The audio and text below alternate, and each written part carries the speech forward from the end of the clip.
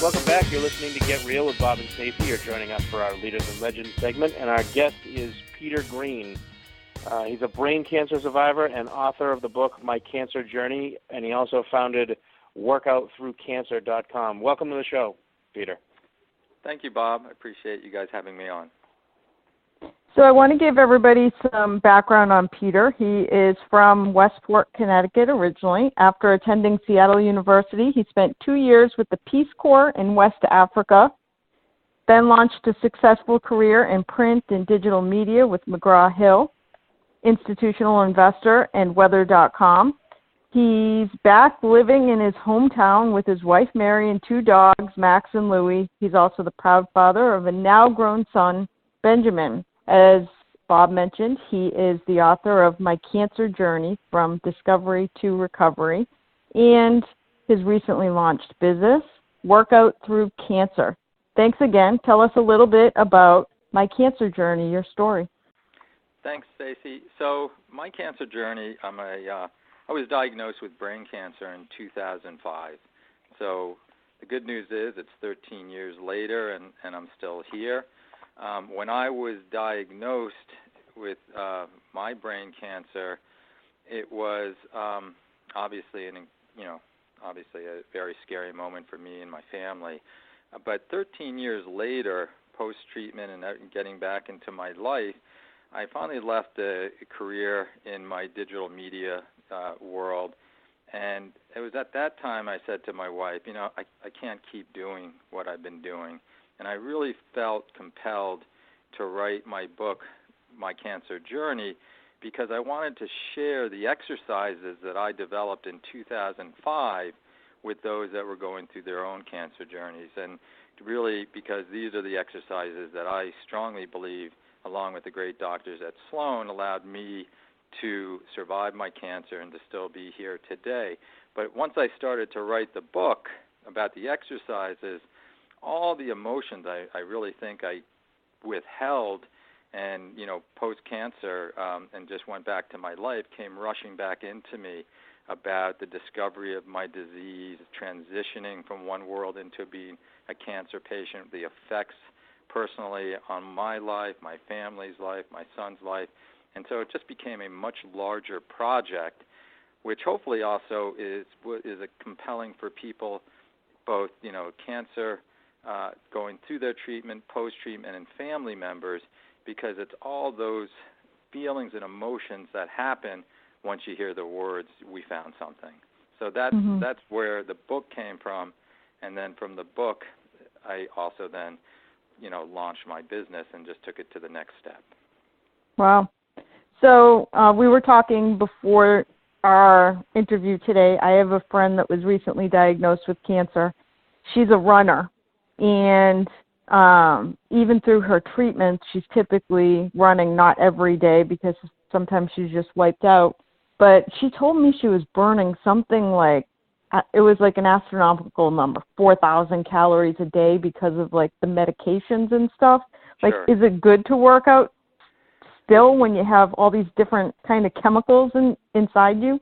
You know what? It's a great question. Obviously, you should always, talk to your doctor before you do anything, that's going to, affect your body. But as I say, look, people know, your body better than anyone else. When I was diagnosed in 2005, they weren't even talking about exercising in treatment. But I, too, was very active physically. I, was a triathlete.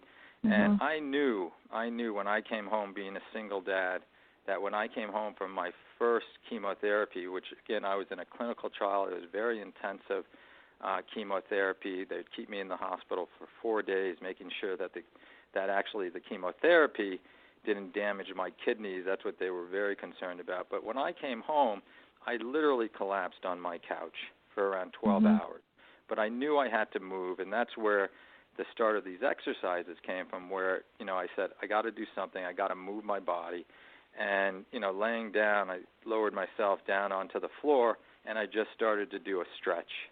And once I started to do that stretch, I just felt something trigger inside me that started my blood to flow.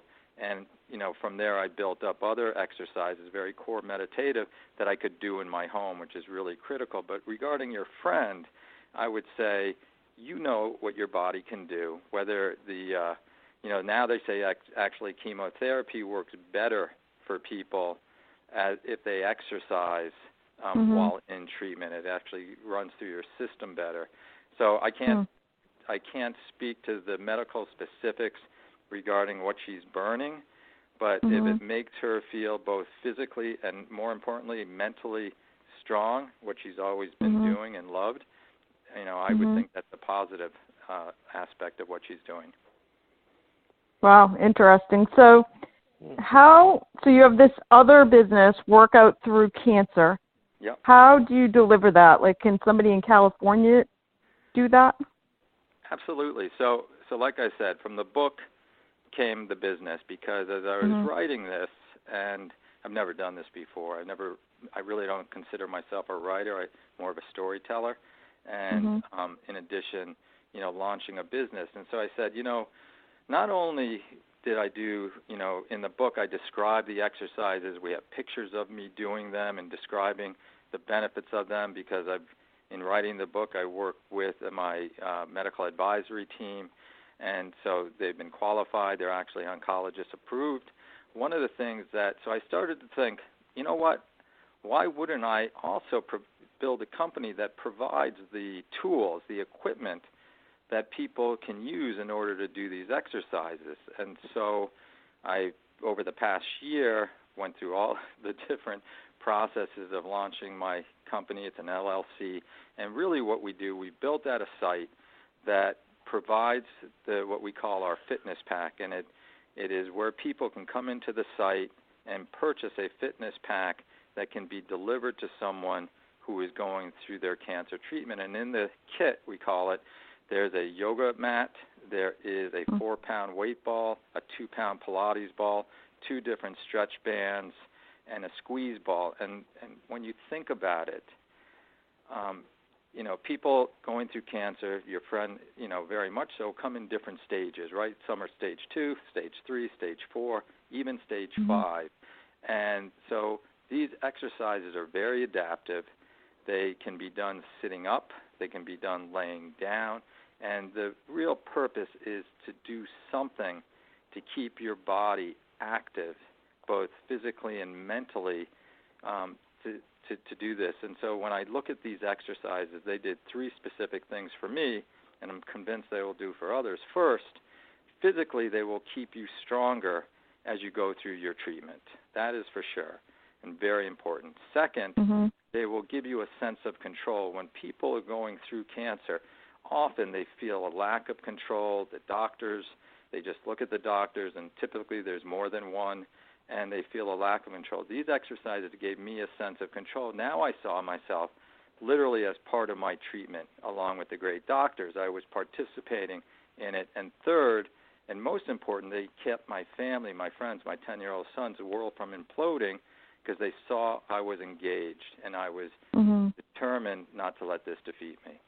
So for me, those were really the 3 powerful moments. And so, yes, on the site, people can go in. We have these kits available. We price them at $99. And think about it. When most people get cancer, you, friends, and family say, how can I help? And typically it's going to be fruit basket, I'll cook you a meal, flowers, whatever. Typically those things don't help you going through cancer. In fact, many of those things are things that cancer patients can't even eat, the types of food you might be delivering them. They're all perishable goods, where I say, and plus a fruit basket can cost $134, $80, $90. This is something that's not perishable. It's a tool that can actually help them and hopefully give them a better chance to survive the treatment and beyond. We also Yep, I'm sorry. Go ahead, Stacey. I was just going to remind people, for anybody listening, that the website where people can go and buy that product that you just talked about is workoutthroughcancer.com. So you can continue. Yep, and also there we don't leave people just in a lurch there. There's a USB drive or a DVD that they can literally learn how to do the exercises. They also will start to do streaming video classes that people can participate in. and see me doing the exercises right through the site. For me, the really important thing, and what I've learned, because this has been a second journey for me in writing the book and starting the company. When I first got diagnosed, I did not take part in any form of support groups. I was lucky enough to have a large family, and I got a lot of support for them. But in writing the book and launching the company, I did go back, and I started to participate in cancer support groups. I wanted to hear, 12 years later, what people were saying. And, for me, I was humbled. Hearing their stories, hearing how they were fighting. And I also started to recognize that cancer patients really need to talk to cancer patients. They feel comfortable talking to someone who is going through this, even because it's a very different world that you're entering, and it's hard even for friends and family to understand some of those inner feelings that are going through you. And so the site that I developed also is full of very rich content, video intensive, of people, cancer people, sharing their stories. So you can go to the site and hear cancer currently in treatment and post-treatment, talking about what I consider really the 5 factors. One is discovery, about how did you discover your cancer. The second one is fear, which is consistent. I even find now that post-cancer treatment, people are more fearful than in treatment because they're so terrified it's going to come back. I talk about transitioning from the world you always knew and lived in and for the most part was safe, to being pulled out of that into now a world of a cancer world, and understanding you're never going to be able to go back to that other world. And then we talk about support, and we talk about control, all these issues that both the person going through cancer is feeling, and also the co-survivors being family and friends. I'm just curious, which it really has nothing to do with the book, but how do you view your cancer diagnosis now? Do you look at it that it was a blessing? I say no one's asked me that question. Because you've changed lives because of it. Yes, so. I do. I actually felt, and I talk about this a little bit in the book, I never felt so alive than when I was going through my treatment. Everything was heightened to a level that I haven't regained. And I will say that now, when I started to write the book, and that feeling that, the book became something larger with regards to outside of the exercises. And I do feel, I said to my wife, I can never go back to doing what I've done. This is now a passion of mine that, I can't turn away from. Wow, awesome stuff. We only have a couple of minutes left. Any other advice for, let's just say for a family member, somebody in their life going through cancer, any other words of advice you have for people like family? On the family side, yes, I think that I understand that family members are going through their own transition. Now loved ones of theirs are in a spot where, they're afraid of being the family member. They're going through the transition. They're feeling the sense of lack of control because, the person, depending on who they are, a child or a sibling or a spouse, their world's transition. So I really am sympathetic to those family members, and I would encourage, it might be difficult to talk to your loved one who is going through cancer, but there are ways that you can also get support. And I really look at support being a huge factor now because you're not alone, unfortunately. There are millions of people out there that, people being diagnosed by cancer, 1.7 million in America every year, another 1.3 coming out of cancer, so this cycle of 3 million people being affected, but the affected party probably grows by 10 times because of the family members associated with those 3 million.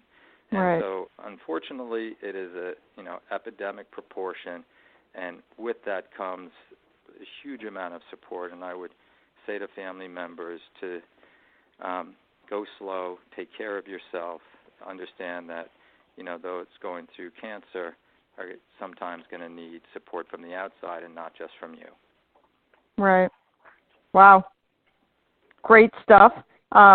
Today's interview was Peter Green. His book is My Cancer Journey from Discovery to Recovery, as well as his company, Workout Through Cancer. Peter, where is the best place for people to follow you and to buy the book? So they can go onto my site. We actually are building a community, so I would encourage both friends, family, and obviously those going through their cancer journey to be able to register and sign in, because as I always say, we're better together. But they can buy the book on my site. It's also available. There's links directly to Barnes & Noble. There's links to Amazon. And then we have a store where they can purchase the kit. And we have other items there to support people going through cancer. Actually, it's not just support. We have different types of throw blankets, because I know going through chemotherapy you can be chilled, and different sweatshirts and gear that they can feel more comfortable in, because there are so many different effects that radiation and chemotherapy will kind of have on your system. So, but workoutthroughcancer.com, I encourage them to go, participate, tell your story, and become part of the community to really help everyone going through their cancer journey. Wow. Thank you very much, Peter. Thank you, Stacey. Thanks, Peter. Thank you, Bob. I really appreciate giving me the time to talk. Certainly. That's all for this edition of Get Real. Make sure you join us again next weekend for more.